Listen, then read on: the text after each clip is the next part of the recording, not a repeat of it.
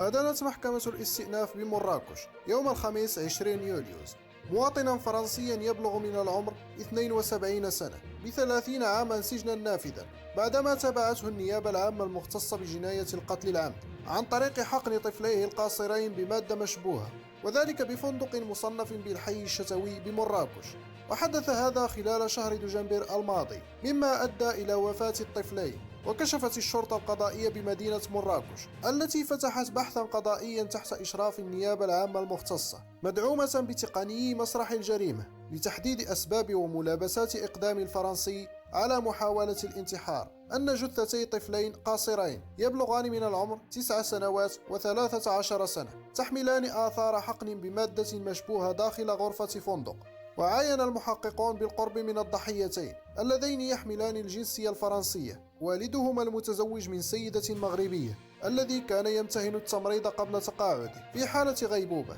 ليتم نقله على وجه السرعة إلى مستعجلات أحد المستشفيات. وأرجعت مصادر التحقيق القضائي هذه الجريمة إلى مشاكل أسرية بعدما عثر عناصر الشرطة القضائية على رسالة خطية بمسرح الجريمة تروي أسباب إقدام المعني بالأمر على هذا الفعل الإجرامي الخطير، ما جعل عناصر الشرطة تستدعي طليقته المغربية للاستماع إلى إفادتها.